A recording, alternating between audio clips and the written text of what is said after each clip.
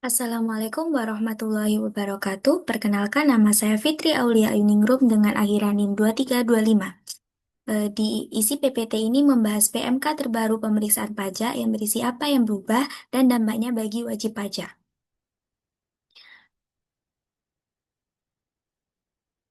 Agenda meliputi yang pertama ada ketentuan umum pemeriksaan, yang kedua kewenangan, tujuan, tipe, ruang lingkup, dan kriteria pemeriksaan, yang ketiga standar pemeriksaan, yang keempat jangka waktu pemeriksaan, yang kelima kewajiban dan hak dalam pemeriksaan, yang keenam pelaksanaan pemeriksaan, yang ketujuh pembahasan temuan sementara, yang kedelapan surat pemberitahuan hasil pemeriksaan dan pembahasan SPHP, yang kesembilan pembahasan dengan tim quality assurance pemeriksaan, yang ke-10 pelaporan dan ketentuan lain-lain.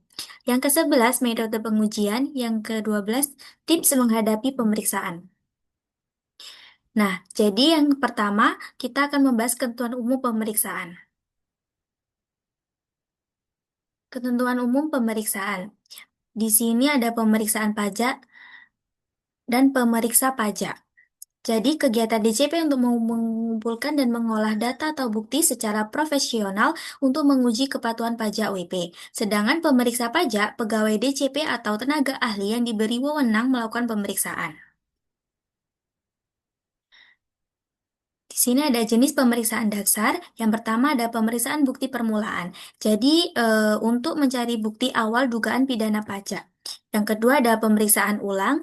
Jadi, di sini itu dilakukan lagi jika ada data baru untuk masa pajak yang sama. Yang kedua, kewenangan, tujuan, tipe, ruang lingkup, dan kriteria pemeriksaan. Jadi kewenangan pemeriksaan itu DCP berwenang memeriksa wajib pajak untuk yang pertama menguji kepatuhan, yang kedua keperluan lain sesuai UU Perpajakan. Tujuan pemeriksaan yang pertama menguji kepatuhan, pemenuhan kewajiban perpajakan wajib pajak, yang kedua tujuan lain dalam rangka pelaksanaan perundang-undangan perpajakan.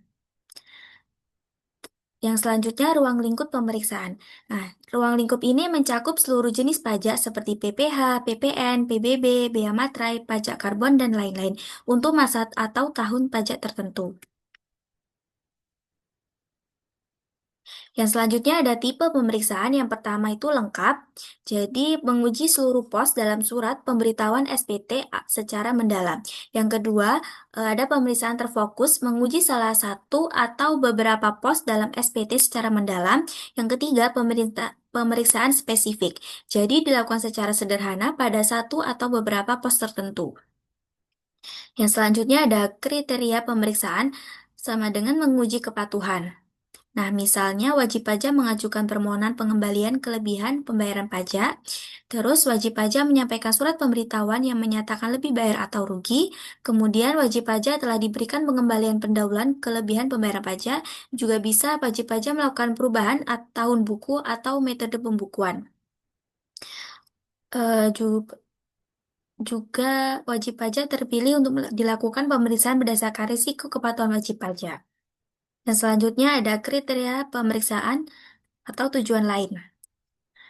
Misalnya ini pengukuhan, pencabutan PKP, penyelesaian keberatan, atau penagihan pajak, terus pencabutan surat keterangan terdaftar objek pajak, pajak bumi dan bangunan, terus penyelesaian keberatan, pengumpulan bahan guna menyusunan norma penghitungan penghasilan neto.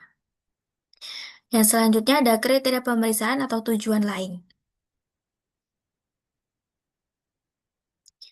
Penetapan penambahan jangka waktu kompensasi kerugian sehubungan dengan pemberian fasilitas perpajakan, pemenuhan pertukaran informasi berdasarkan perjanjian internasional di bidang perpajakan, penyelesaian prosedur-proseduran bersama, penyelesaian permohonan kesepakatan harga transfer, pengujian kepatuhan atas pelaksanaan Undang-Undang Akses Informasi Keuangan, penetapannya besarnya biaya pada tahap eksplorasi, pelaksanaan pemilihan fisik dalam rangka pemberian endorsement dari tempat lain dalam daerah pabean ke kawasan perdagangan bebas dan pelabuhan bebas.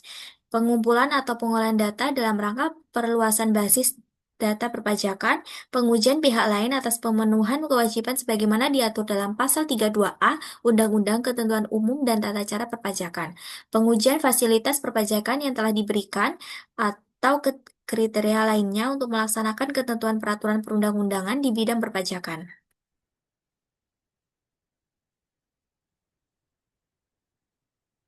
Selain yang selanjutnya, standar pemeriksaan. Jadi, standar pemeriksaan ini ada standar umum, standar pelaksanaan, dan standar laporan. Yang selanjutnya ada jangka waktu pemeriksaan. Jadi, jangka waktu pengujian pemeriksaan lengkap maksimal 5 bulan, terfokus maksimal 3 bulan, spesifik maksimal 1 bulan. Jangka waktu pembebasan akhir maksimal 30 hari, mulai dari SPHP sampai LHP. Terus perpanjangan umumnya tidak ada kecuali kasus khusus atau grup usaha. Maksimal 4 bulan hanya untuk tahap pengujian. Permisaan jangka waktu pemeriksaan. Pemeriksaan spesifik atas data konkret, pengujian 10 hari, dan pembahasan akhir 10 hari dan tidak ada perpanjangan.